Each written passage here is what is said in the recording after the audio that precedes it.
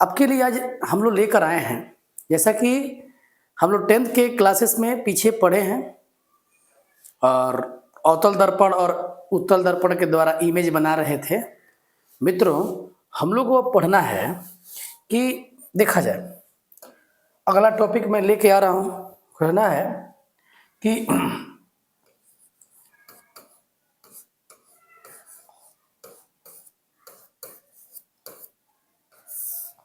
अवतल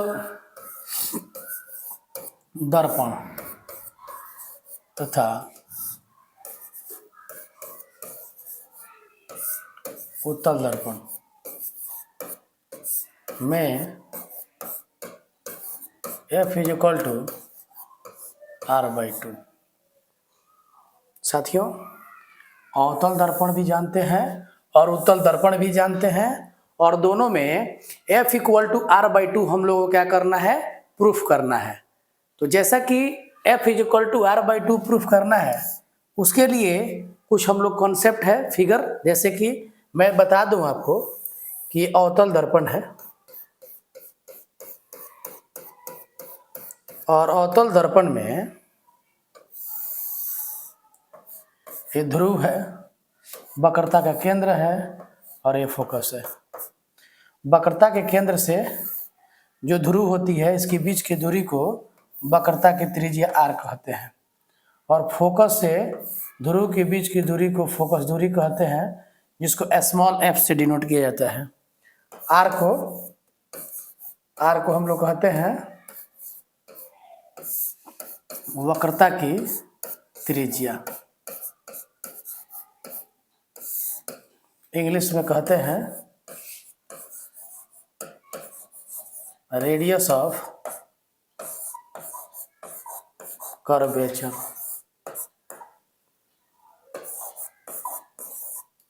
और जो f है ना, छोटा f, इसको कहते हैं फोकस दूरी, फोकस दूरी, इसको कहते हैं हम लोग फोकल लेंथ। क्या कहते हैं? Focal length.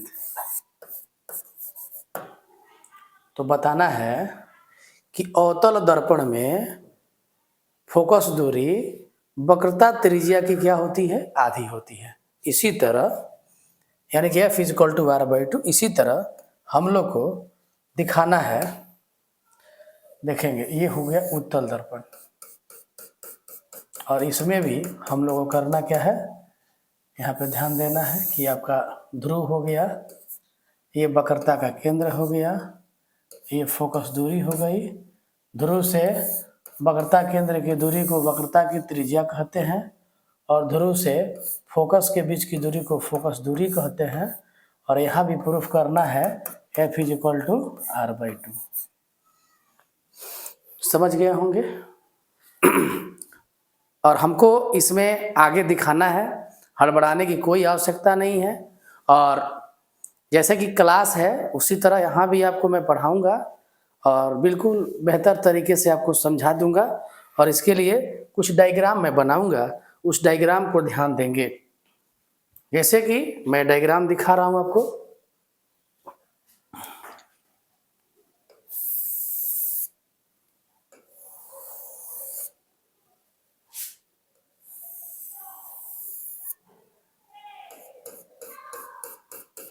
ये हो गया आपका अवतल दर्पण, ये आपका ध्रुव हो गया, ये आपका वक्रता का केंद्र हो गया, ये आपका क्या हो गया, फोकस हो गया। ठीक है। और यहाँ से साथियों एक प्रकाश की किरण हम ले लेते हैं, और ये पॉइंट M पर आ रहा है, मुख्य अक्ष के समानांतर होगा, तो परावर्तन के बाद से क्या होगी, परावर्तन के बाद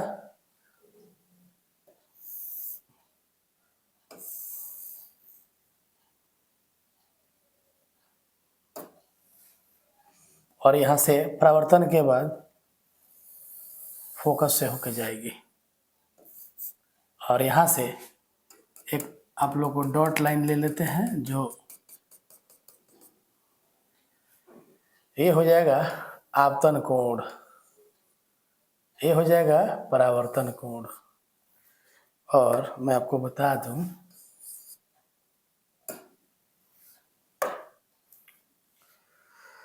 ये फिगर है, आप देख सकते हैं कि मुख्य अक्ष के समानांतर जो प्रकाश है परावर्तन के बाद से फोकस से होके जाएगी। और आपको समझना होगा कि हम लोग ये जो पॉइंट है ना, ये पॉइंट एकदम इसके जो है पास में है, करीब है। इस फिगर को बड़ा बनाने के लिए हम लोग थोड़ा सा इसको बड़ा बनाकर दिखा रहे हैं। और नियमित परावर्तन तो ही हो सकता है जब इस जो है गोलीय दर्पण के सपोर्ट में क्या हो, स्पर्श रेखा हो। तो ये चीज़ें आप समझ सकते हैं। और ये देखिए, ये एकांतर कोण होगा, ये थीटा है, तो ये भी क्या हो जाएगा, थीटा हो जाएगा। और त्रिभुज के दो अंतः कोणों का योग जो होगा वो बाह्य कोण के बराबर होगा। ये थीटा और थीटा है, तो ये एंगल कितना हो जाएगा आपका, 2 थीटा हो जाएगा। ये बात आपको जानकारी होनी चाहिए कि इस ट्रायंगल के दो अंतः कोण, इंटरनल एंगल का सम जो है डिस्टेंट जो है एक्सटर्नल एंगल के सम के बराबर हो जाएगा। तो अंतः कोणों का योग बाह्य कोण के क्या हो जाता है, बराबर हो जाता है। और एक और कॉन्सेप्ट आपको जान लेना होगा ट्रिगोनोमेट्री में कि tan theta approximately equal to theta होता है। और टेन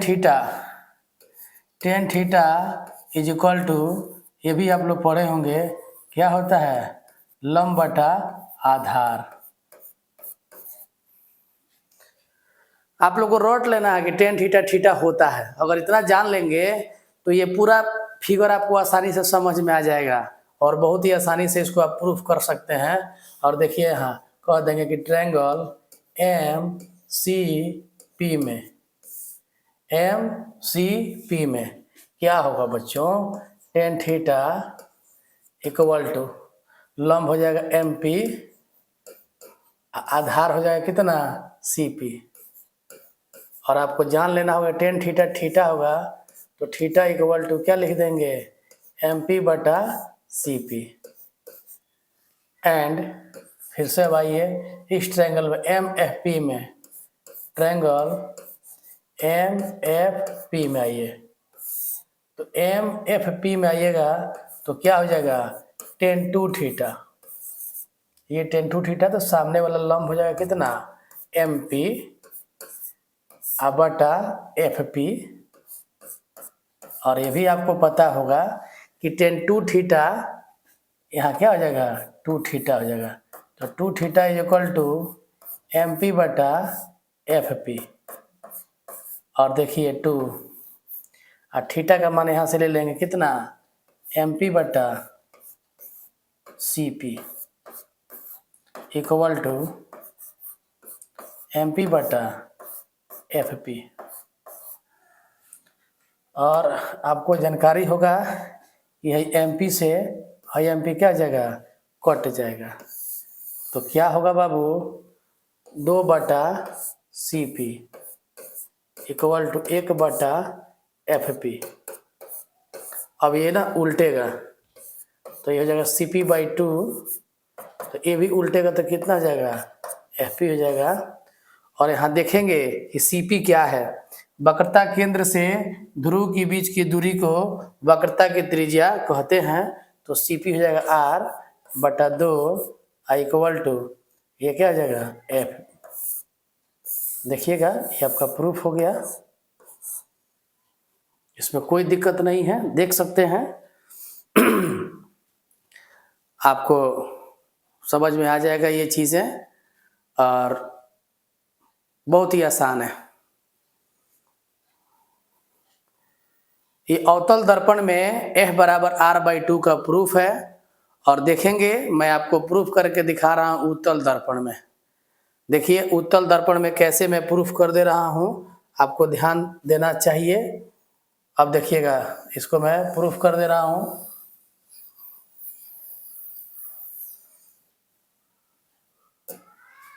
अब मैं प्रूफ करके दिखाऊंगा आपको उत्तल दर्पण में। आइए उत्तल दर्पण में आपको प्रूफ कर दे रहा हूँ, देखेंगे।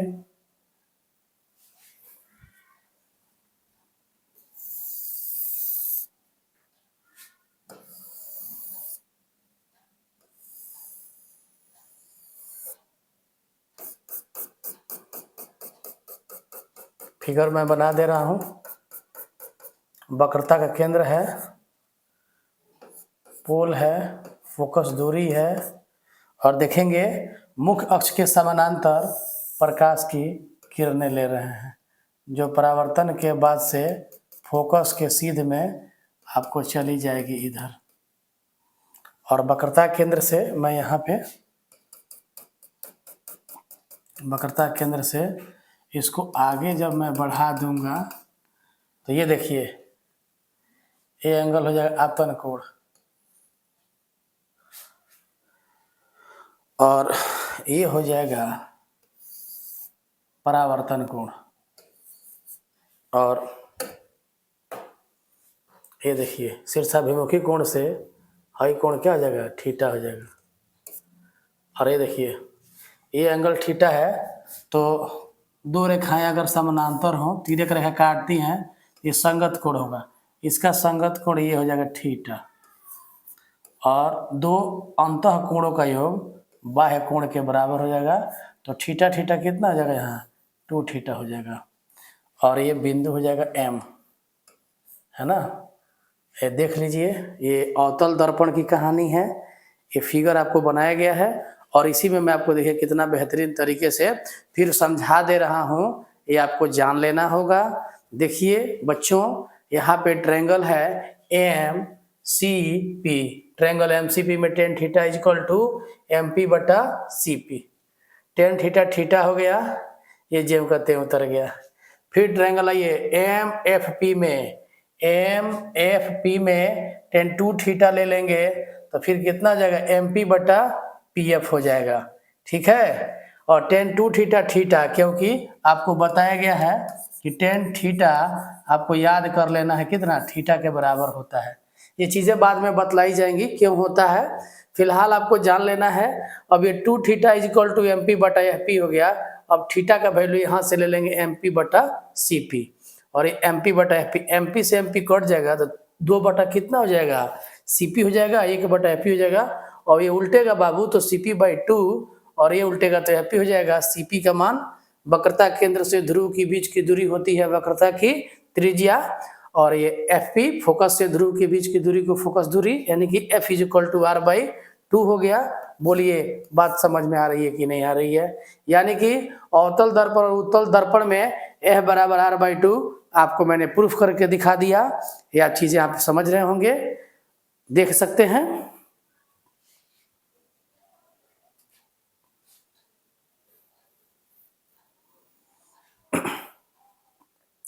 अब हम लोग को अगला कॉन्सेप्ट जानना है।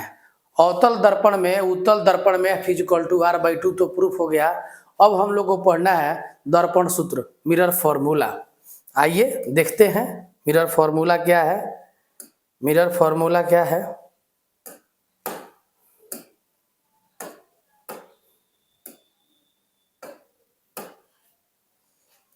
दर्पण सूत्र।